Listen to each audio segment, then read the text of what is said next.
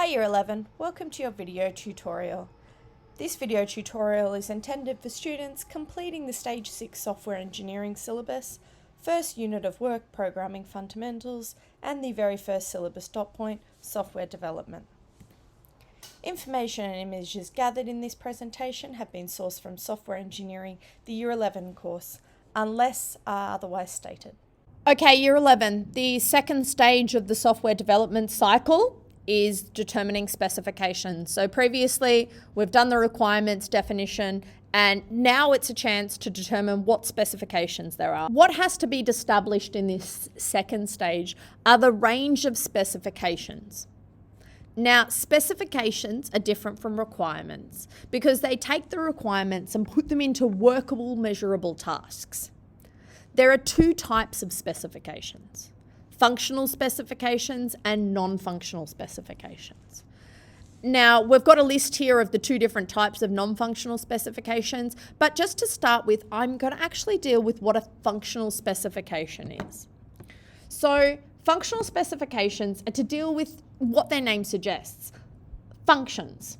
So, a functional specification has input, usually in the form of data, that's transformed into some kind of output, usually in terms of information. So if a way to think about it is, say for example, there is a system that will need to deal with developing reports, your semester reports.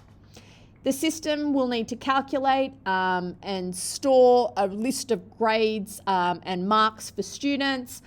So in order to determine grade cutoffs and what grade they get assigned for a particular task.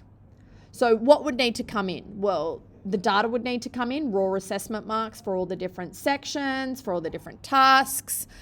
That would then need to get processed or transformed, and a whole lot of steps would need to happen there, whereby which the weighting of each task, the relative marks you got in each section, all of that kind of stuff would need to be worked out.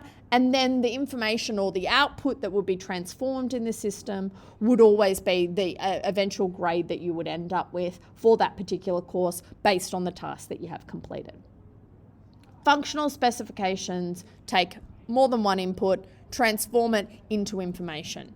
Those kind of specifications are usually listed as a whole lot of measurable tasks.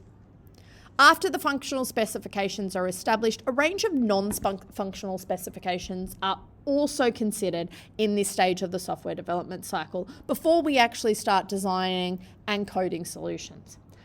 Non-functional specifications, they don't actually deal with data and transform data, but they're really important in the delivering of the solution.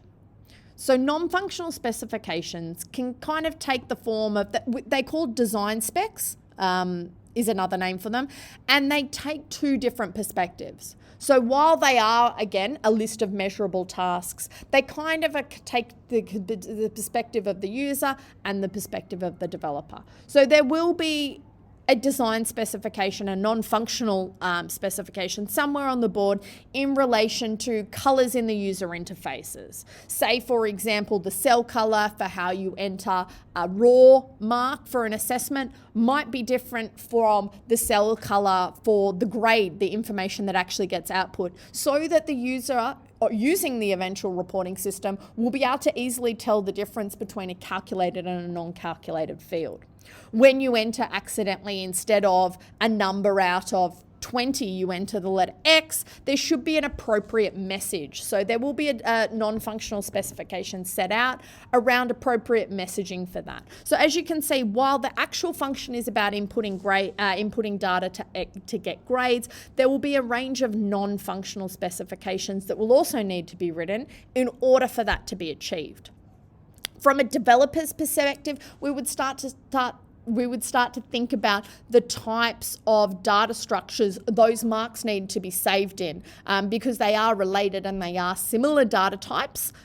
So there would be a non-functional specification in relation to the type of structure those marks get saved in, as well as what data is what particular type. They're just a couple of examples of the way in which one functional specification would have to be written, but there are also a range of non-functional specifications that would need to be written in relation to that.